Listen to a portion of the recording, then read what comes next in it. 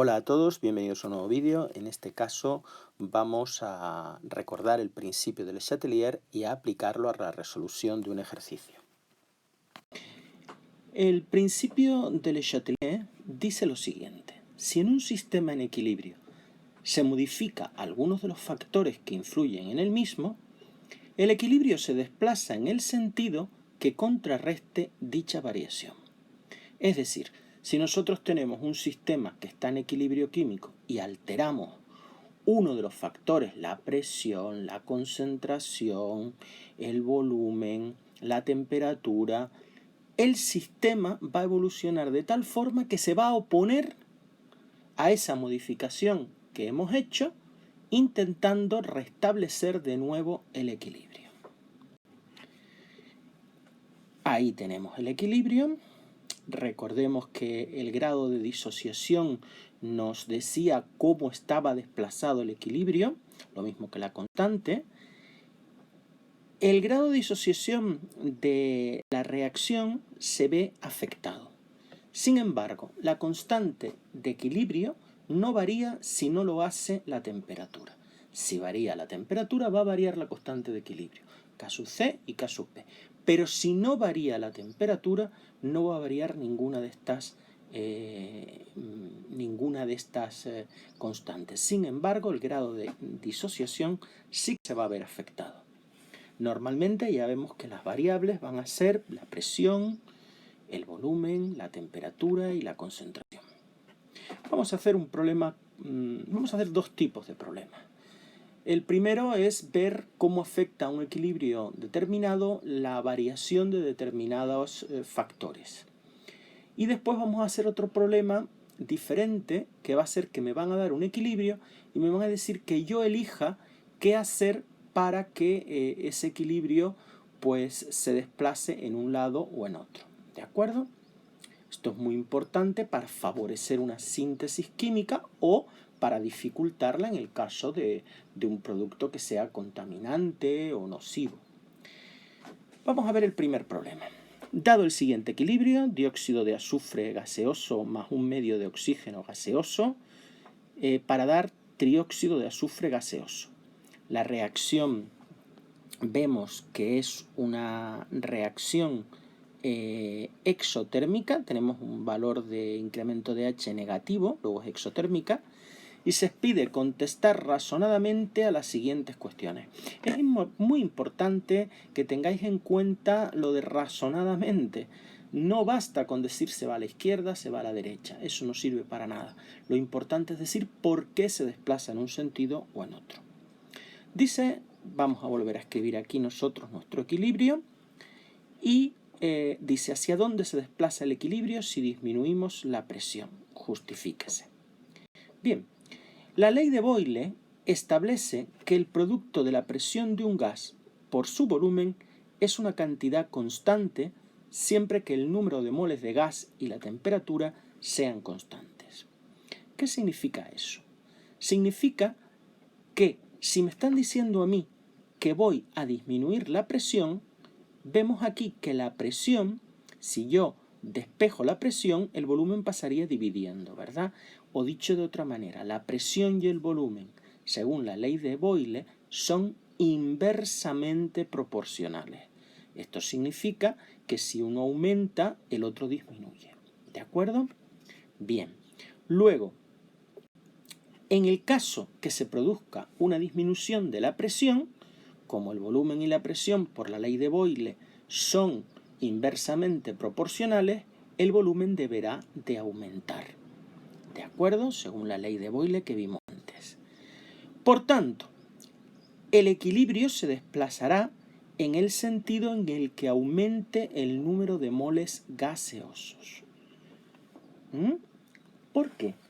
Pues esto es por la ley de Avogadro. La ley de Avogadro que dice que el volumen de un gas es directamente proporcional al número de moles gaseosos. Luego, si yo quiero que aumente el volumen, si yo quiero que esto aumente, esto también aumentará el número de moles gaseosos. vamos a ver cómo se halla el incremento del número de moles gaseosos. Pues el incremento del número de moles gaseosos se mira en la reacción, en el equilibrio que me dan. Y se hallaría restando los coeficientes estequiométricos de los productos gaseosos menos los coeficientes estequiométricos de los reactivos gaseosos. Bien, es decir, aquí habría un mol, ¿verdad? 1. Y aquí habría un medio más 1, que son 3 medios. Luego, el equilibrio se desplaza hacia donde más moles gaseosos hay. Si aquí hay 1 y aquí hay 3 medios, se va a desplazar hacia la izquierda. ¿De acuerdo? Hacia la izquierda.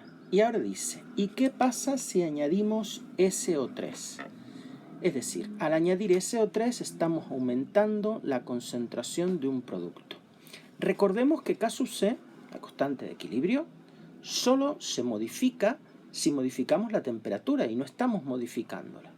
Eso significa que si esto no se va a modificar es porque lo que van a modificarse serán las concentraciones, ¿verdad?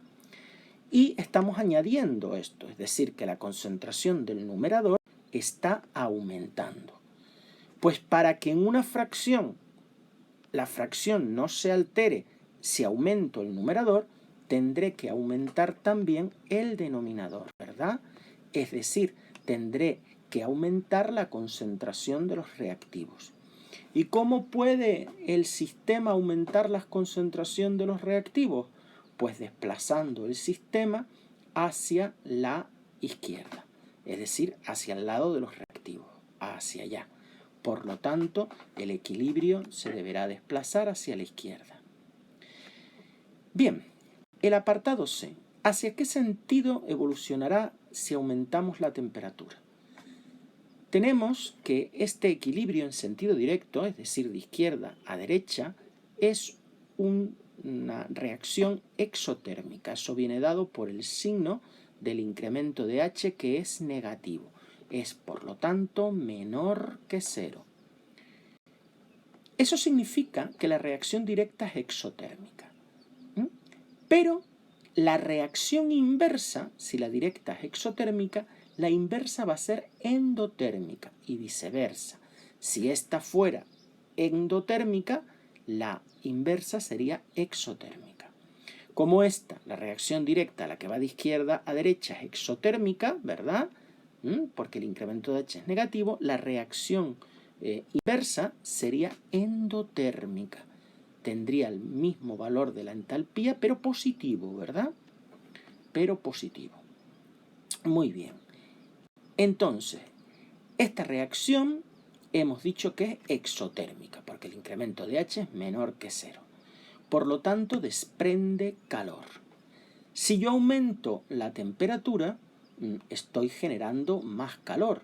Luego, el sistema, según el principio de Le Chatelier, se debe de desplazar en el sentido de que se oponga a esa modificación que se ha traducido en un aumento del calor. ¿Y cómo se puede desplazar? ¿Cómo se puede desplazar para oponerse? Pues absorbiendo ese exceso de calor que se produce.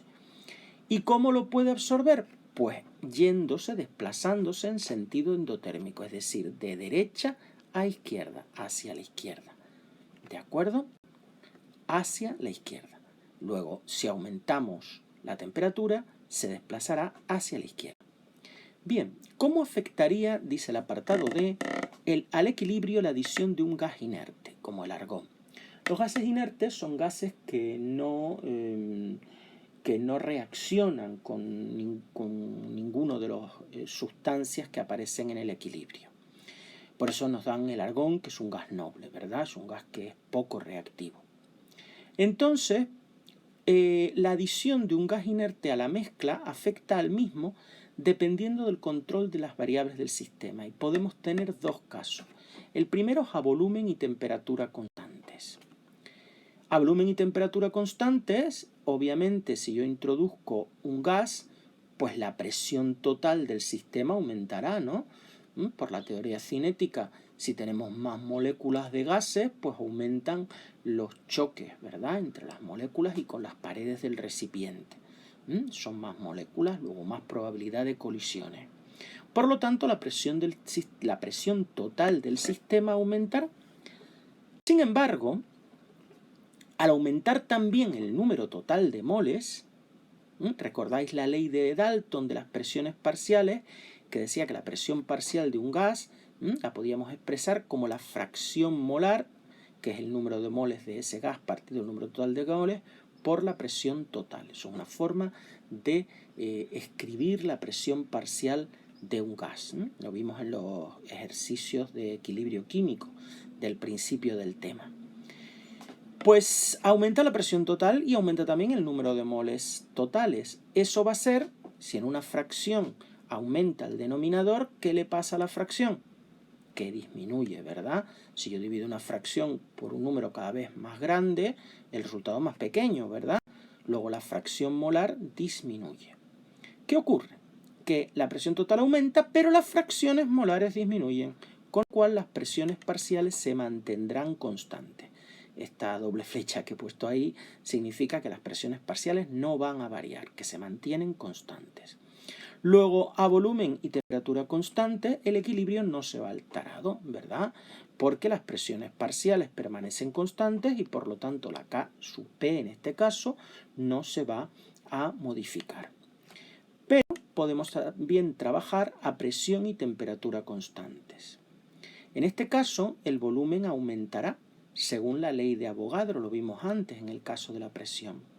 La ley de Avogadro establece que a presión y temperatura constante el volumen de un gas es directamente proporcional al número de moles gaseosos. Eso significa que si aumenta el volumen, aumenta el número de moles gaseosos. Evidentemente, si yo meto un gas más, pues el volumen gaseoso aumenta. Eso implica que el número de moles gaseosos, por la ley de Avogadro, deba de aumentar también, porque es directamente proporcional al volumen. Luego el sistema evolucionará en el sentido en que aumente el número de moles gaseosos. ¿Vale? Recuerden que el número de moles gaseosos había que mirarlos en la reacción que me dan, ¿no? En el equilibrio que me dan, en este equilibrio, que sería el número de moles de los productos menos los reactivos. Número de moles gaseosos, ojo, solo gaseosos. Aquí es una reacción homogénea, todos son gases, pero si la reacción no fueran gases, no fueran todos gases, solo habría que tener en cuenta los gaseosos.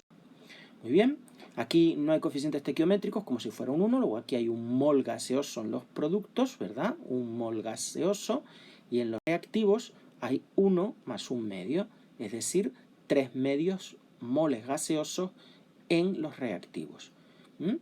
1 es más pequeño que 3 medios, ¿verdad? Luego aquí en el lado de los reactivos hay mayor número de moles gaseosos. Luego, como el volumen aumentará, el sistema se desplazará hacia la izquierda, es decir, hacia los reactivos, donde hay mayor número de moles gaseosos. Muy bien, dice, ¿cuáles de las anteriores transformaciones, disminución de la presión, adición de CO3, aumento de la temperatura, adición de argón, un gas noble, cambiarán el valor de la constante de equilibrio?